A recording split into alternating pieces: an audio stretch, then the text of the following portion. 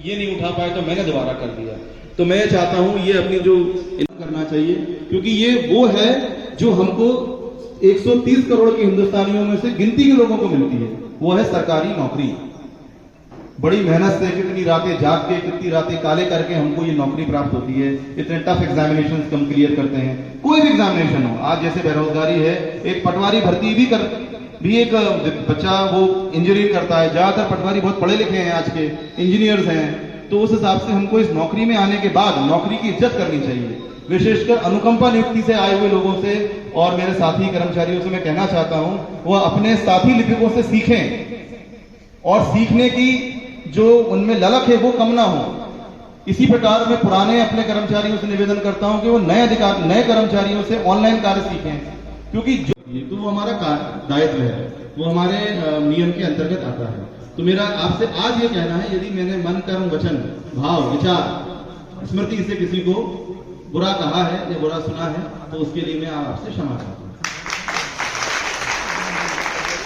लेकिन साथ ही साथ हम ऐसा नहीं है कि हम गलती ना करें। कार्यालय में 100 तरीके के काम होते हैं, तो 99 तरीके में अगर हमने ठीक किया है तो एक बार हमसे गलती हो ही जाती है।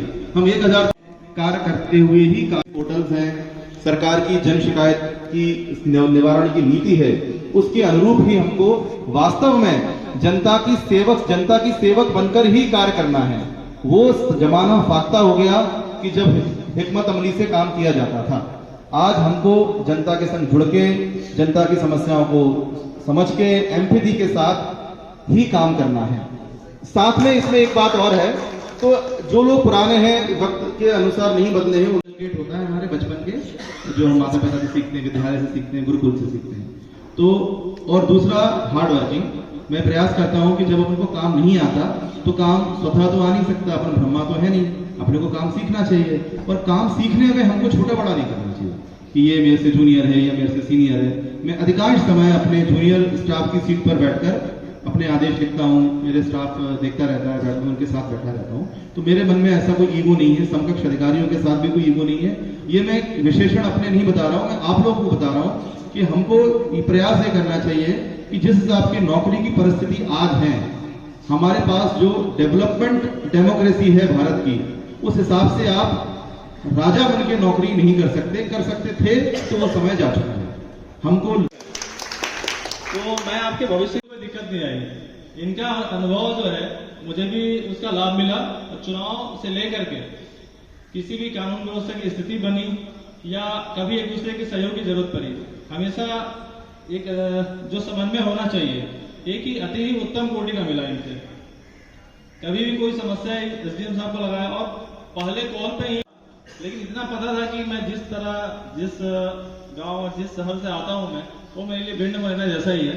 लेकिन एसडीएम साहब के होने तो मुझे जो है समकक्ष अधिकारी होने के नाते मुझे इस बात का गर्व और खुशी होती है कि मैं काउंटर पार्ट जिनके साथ काम कर रहा था 1 सालों से, वो लगातार जनता की सेवा में लगे रहे यहाँ। लेकिन एसडीएम सर का अनुभव इतना शानदार था, उनके मैसेज भर से काम हो जाता था। सर का बिल्कुल मित्रवत व्यवहार रहता है। 6 वर्षों के अपने कार्यकाल में जो मैंने अभी तक नौकरी कर ली है, इतना मित्रवत व्यवहार किसी एसडीएम साहब का मेरे साथ अभी तक नहीं रहा। उसी का कारण रहा कि हम प्रसन्न चित्त होकर काम कर सकते हैं, हंसमुख होकर काम कर सकते हैं। एसडीएम सर के बारे में मात्र मैं 2 पंक्तियां कहूंगा जो उनके पूरे व्यक्तित्व को और मेरे साथ उनके कार्यकाल को प्रेरित करता है। मेरी आंखों में एक सपना देखो, यहाँ आईना कोई नहीं है। मेरी आंखों में एक सपना देखो, यहाँ आईना कोई नहीं है।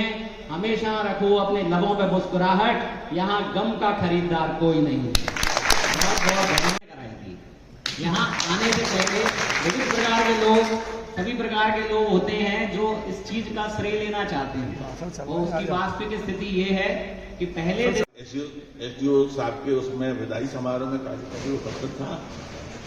मैं आपको मुबारकबाद करता हूँ। मैं तहसीलदार गोहद, तहसील गोहद एवं मऊ के सभी कर्मचारियों की तरफ से इस कार्यक्रम में सभी का स्वागत, वंदन एवं अभिनंदन करता हूँ। वरना कहीं ना कहीं अदृष्ट लोगों की नाराजगी चेहरे से छलकती है। मैं ये आवाज कर रहा हूं कि यहाँ आपके साथी लोग या आपके अधीनस्थ अधिकारी और कर्मचारी लोग बड़ा अंदर से दुख महसूस कर रहे हैं आपको विदा करते हुए।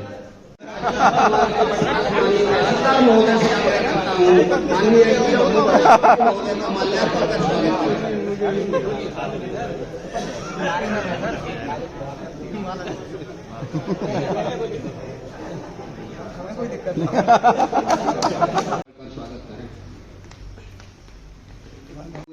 तो मैं उनसे निवेदन करता हूं